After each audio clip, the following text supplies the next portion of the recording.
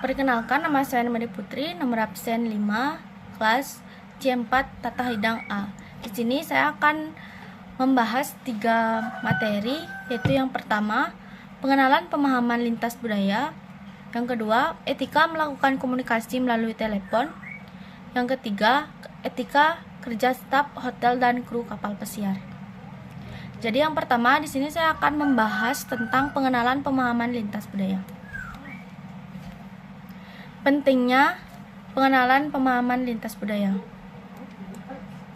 Dalam di era globalisasi ini, seakan dunia sedang menyusut, sehingga intensitas kita untuk terhubung dengan orang maupun budaya asing akan menjadi lebih tinggi.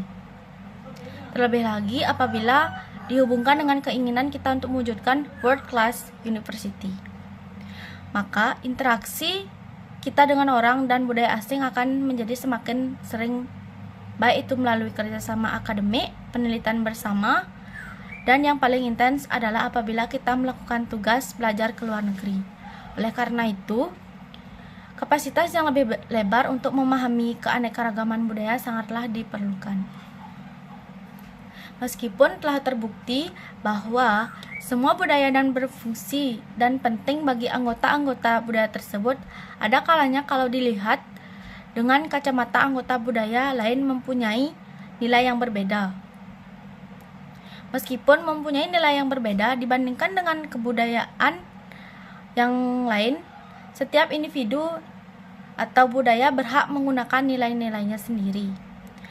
Oleh karena itu, pemahaman terhadap budaya lain sangat perlu karena kurangnya pengetahuan budaya berperan pada penggunaan bahasa komunikasi yang tidak pantas. Faktor perbedaan budaya seseorang juga bisa menyebabkan orang tersebut terlihat tidak toleran terhadap dengan budayanya orang lain atau budaya yang berbeda.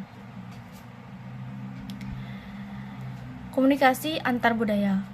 Komunikasi antar budaya adalah suatu proses mengirimkan dan menerima pesan-pesan antar orang-orang yang latar belakangnya budayanya dapat membawa mereka mengartikan tanda-tanda verbal dan non-verbal dengan cara yang berbeda.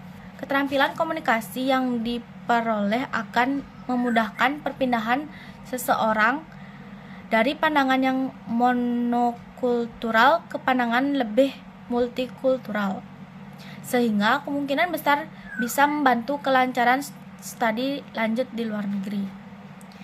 Adapun jenis-jenis konteks budaya komunikasi.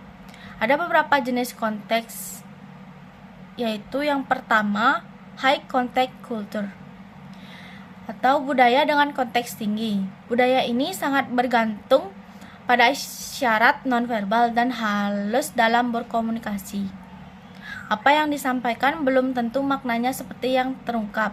Dalam budaya Jawa, hal yang seperti ini sangat sering digunakan. Orang berkomunikasi dengan sanepa, isyarat mata, bahasa tubuh, dan lain-lain. Yang kedua, ada low contact culture atau budaya dengan konteks rendah. Budaya ini sangat bergantung pada kata-kata untuk menyampaikan makna dan komunikasi. Apa yang disampaikan maknanya dengan ucapan verbal. Oleh karena itu, biasanya orang dengan budaya seperti ini akan betul-betul memperhatikan apa yang dibicarakan oleh lawan bicaranya. Kemudian ada variasi komunikasi antar budaya. Dalam berkomunikasi ada beberapa hal yang harus kita perhatikan agar maksud sebenarnya dari apa yang kita sampaikan dapat terutarakan dengan baik. Selain harus memperhatikan komunikasi verbal, kita juga harus memperhatikan komunikasi nonverbal. Beberapa hal yang harus diperhatikan yaitu dalam komunikasi verbal, pilihan kata yang digunakan dapat mempengaruhi baik tidaknya komunikasi kita. Meskipun di suatu daerah kata-kata yang digunakan dianggap normal, ada kemungkinan di tempat lain kata-kata tersebut dianggap kurang sopan atau kasar. Yang kedua ada nonverbal. Tidak kalah menentukan dalam keberhasilan berkomunikasi adalah komunikasi nonverbal.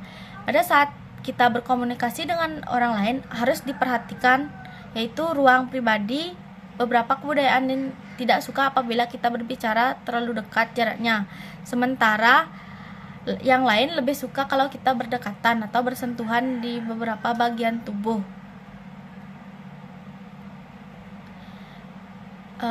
Yang selanjutnya yaitu culture shock atau gegar budaya. Culture shock atau gegar budaya adalah salah satu hal yang juga perlu diperhatikan ketika seseorang termasuk dosen akan melakukan studi lanjut ke luar negeri. Gegar budaya ini sering menjadi batu sandungan seseorang dosen ketika sedang melaksanakan tugas belajar di luar negeri. Biasanya para pengamat bagi 4 tahapan timbulnya culture shock. Yang pertama yaitu the honeymoon phase. Yang kedua the crisis phase atau fase kritis. Yang ketiga the adjustment phase atau fase penyesuaian. Yang keempat yaitu bicultural phase atau fase budaya. Sekian materi dari saya tentang pengenalan pemahaman lintas budaya. Baik, untuk materi yang kedua yaitu membahas tentang etika melakukan komunikasi melalui telepon. Berkomunikasi melalui telepon adalah salah satu metode yang umum dalam berbisnis. Ada beberapa etika yang perlu diperhatikan ketika menelepon. Etika menelepon yang harus diterapkan yang pertama yaitu menjawab dalam 3 dering. Etika pertama ketika menggunakan telepon adalah menjawab panggilan secepatnya. Sehingga usaha untuk selalu menjawab panggilan telepon paling lama setelah teleponmu berdering 3 kali. Tentunya membuat pihak penelepon menunggu panggilannya diangkat adalah suatu hal yang perlu dihindari. Jika Anda bekerja di bidang pelayanan konsumen, tentu hal tersebut menandakan customer service yang buruk. Yang kedua, menyapa dengan ramah. Etika menelepon selanjutnya yang perlu diperhatikan adalah memberi sapaan dengan ramah dan positif. Sehingga jangan lupa untuk memberi salam, mengucapkan terima kasih, dan memperkenalkan diri ke pihak telepon. Tidak lupa juga tanyakan apa yang bisa Anda bantu ke pihak penelepon. Hal ini memberikan kesan bahwa Anda adalah orang atau bisnis yang ramah dan selalu siap untuk membantu penelepon. Yang ketiga yaitu memperhatikan bahasa tubuh. Etika menelepon selanjutnya yang perlu Anda tahu adalah memperhatikan bahasa tubuh.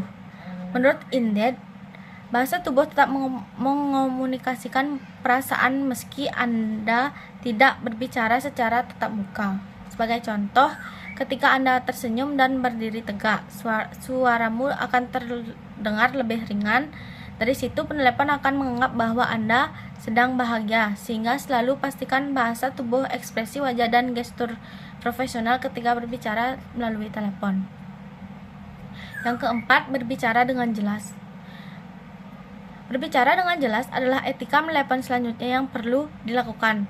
Hal ini karena pihak penelepon tidak bisa mengidentifikasi bahasa tubuh dan mengekspresi wajah. Yang kelima, melakukan active listening. Etika menelepon selanjutnya adalah mempraktikkan active listening. Active listening adalah memberi perhatian penuh pada pihak penelepon sehingga Anda bisa memberi respon yang tepat terhadap informasi atau keluhan yang dihadap. Memberi respon yang tepat menunjukkan kepedulian serta sikap empatimu terhadap konsumen. Yang keenam, ada menggunakan bahasa yang tepat. Menggunakan bahasa yang tepat maksudnya tidak menggunakan bahasa informal atau slang, terlebih ketika berbicara dengan konsumen. Selalu jaga sikap dan bahasa ketika berbicara di telepon. Yang ketujuh, jujur ketika tidak tahu jawaban.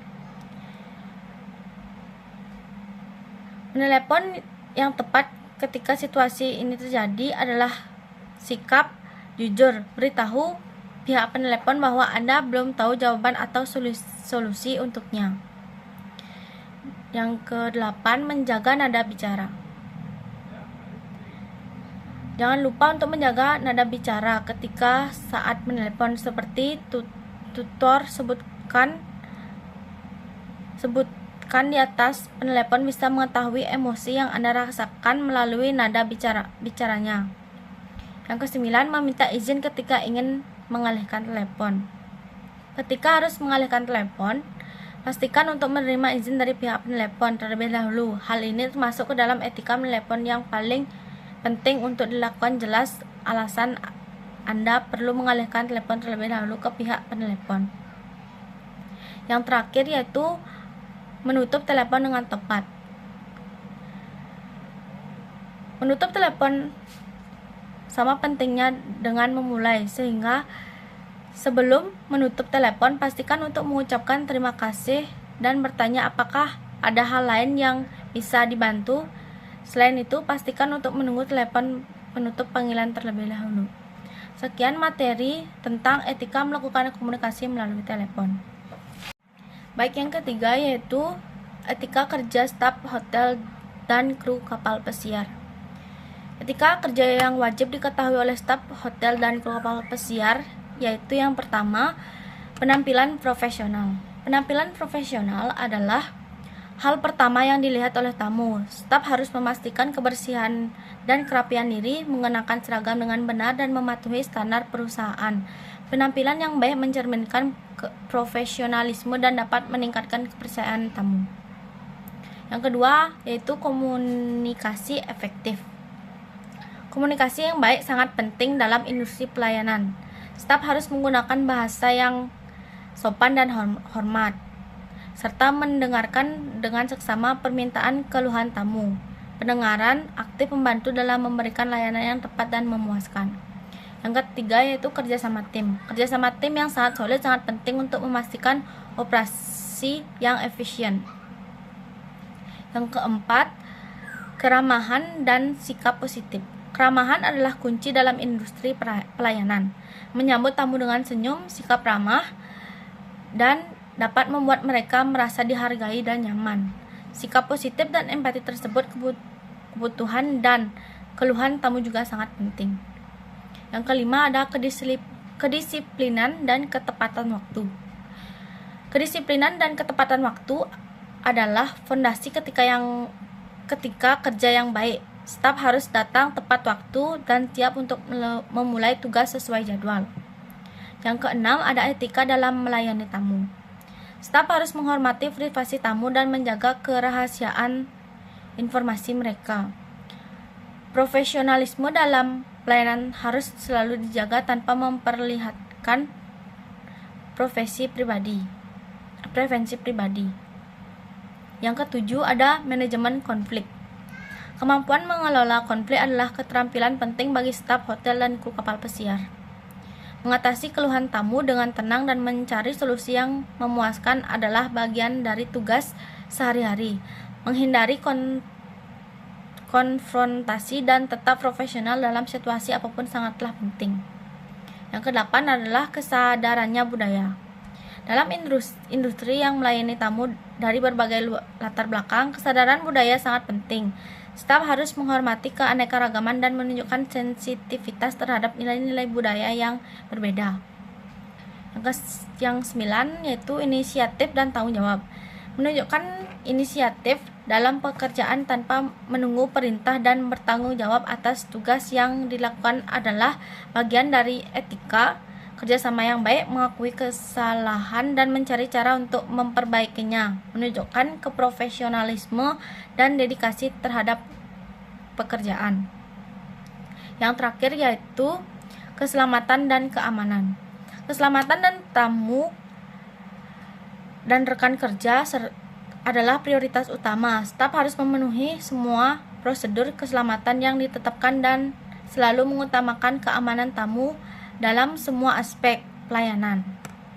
Pengetahuan tentang tindakan darurat dan kesiapsiagaan adalah hal yang wajib dimiliki. Sekian pemaparan dari materi dari saya. Saya ucapkan terima kasih.